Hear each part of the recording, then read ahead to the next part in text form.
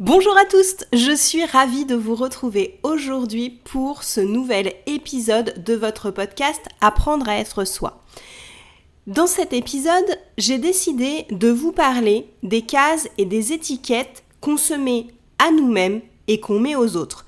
Pourquoi, quand on se les met à soi-même, c'est hyper intéressant, mais attention, ça peut devenir dangereux, et pourquoi, pour les autres, c'est toujours extrêmement réducteur. C'est parti!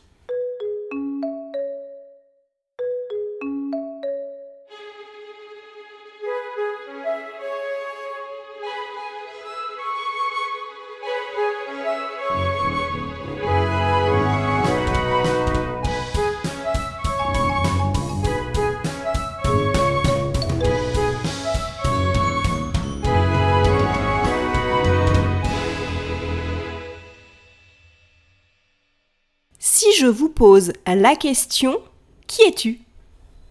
Là, vous allez pouvoir me répondre différentes choses. Peut-être allez-vous me répondre par rapport à votre genre. Vous êtes une femme, un homme, vous êtes non-binaire ou abinaire.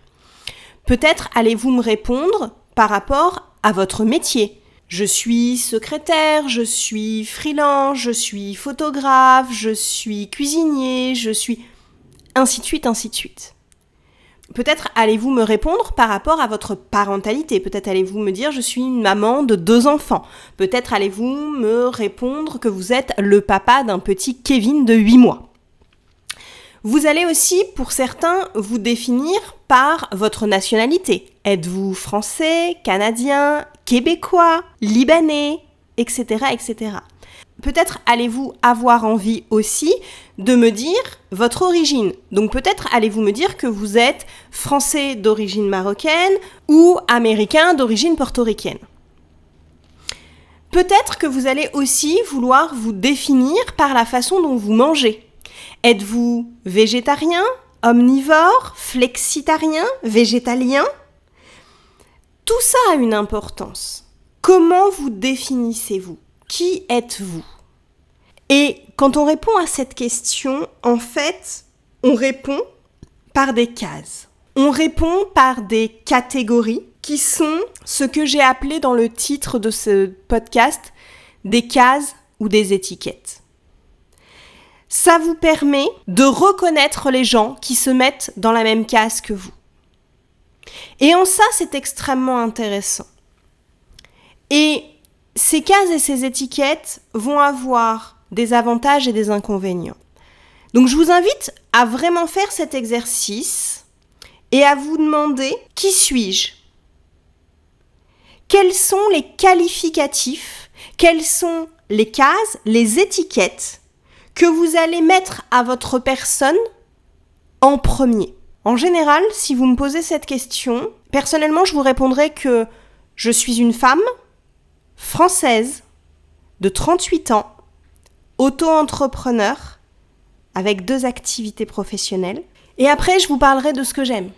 J'aime marcher en forêt, jouer avec des amis aux jeux de société, aller marcher en bord de mer, que je suis pas très douée en dessin, mais que ça me fait beaucoup de bien d'en faire et que j'ai démarré le piano il y a moins d'1 an.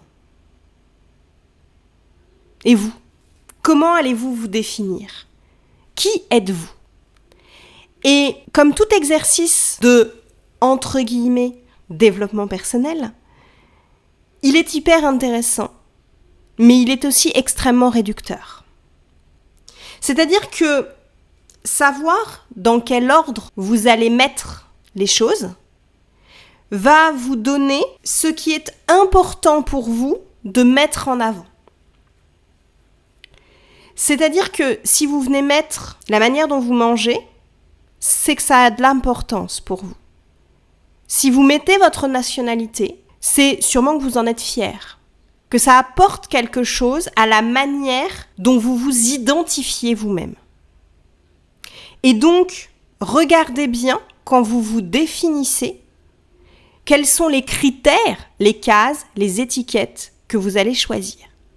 Au-delà de vous définir, elles vont vous donner l'importance que vous donnez à chaque critère. Et une fois que vous aurez fait cet exercice, prenez un papier, un crayon, notez en haut de la page « Qui suis-je ?» et voyez quels sont les 5, 10, 20 premiers critères qui ressortent. Et demandez-vous Pourquoi ils sont naturellement sortis dans cet ordre? Pourquoi le premier a été mis en premier? Qu'est-ce qu'il définit chez vous qui est si important?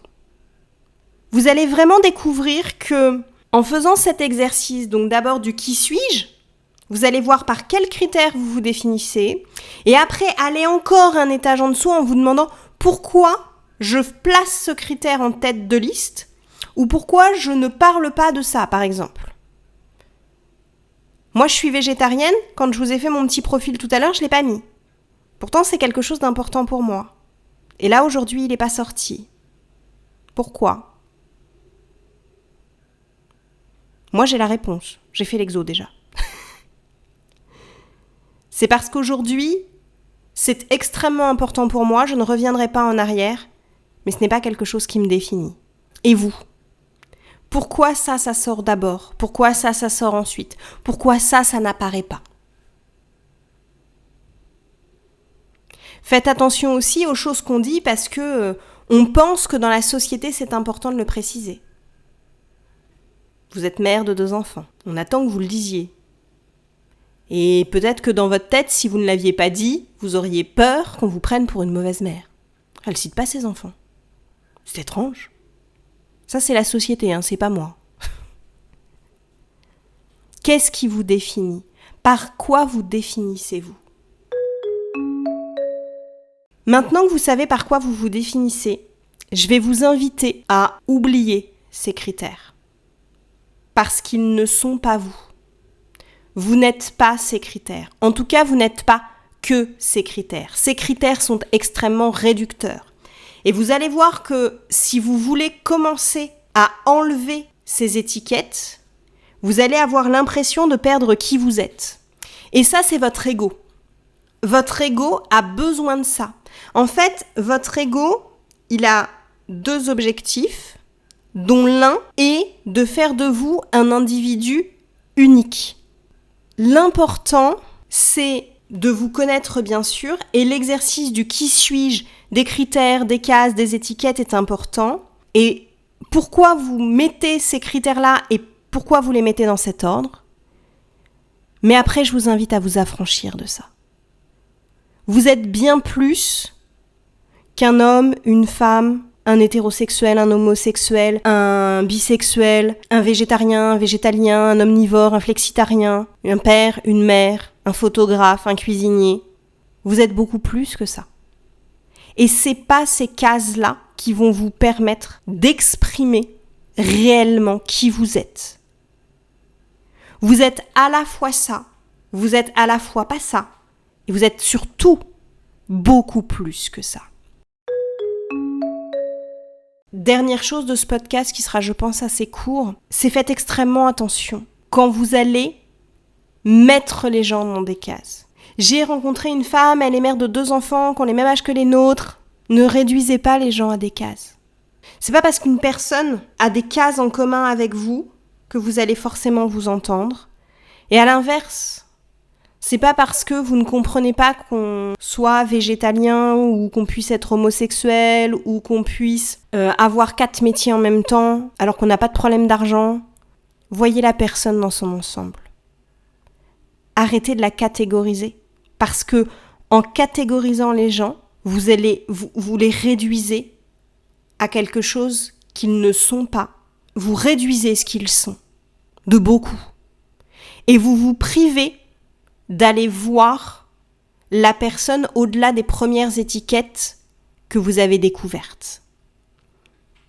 La personne, elle est plus que ça. On est bien plus que la case dans laquelle vous nous mettez aujourd'hui. Ça se trouve, il y a 1 an, on n'était pas dans la même case. Il y a 8 ans, j'étais pas végétarienne. Peut-être que la personne qu'aujourd'hui vous placez en tant que bisexuelle et que pour vous c'est bien ou c'est mal, il y a 2 ans, cette personne-là, elle se définissait en tant qu'hétérosexuelle ou en tant qu'homosexuelle peut-être. Et ça, vous ne le savez pas. Et vous verrez qu'en fonction des endroits où vous allez rencontrer les gens, vous n'allez pas les percevoir de la même façon parce que vous n'allez pas découvrir les mêmes étiquettes en premier. Alors s'il vous plaît, faites cet exercice pour vous. Ensuite, affranchissez-vous le plus possible des étiquettes que vous vous mettez à vous-même. Et enfin, arrêtez de mettre les gens dans des cases. Je vous souhaite une belle soirée ou une belle journée en fonction de l'heure à laquelle vous m'avez écouté, et je vous dis à très vite pour un prochain épisode. Au revoir!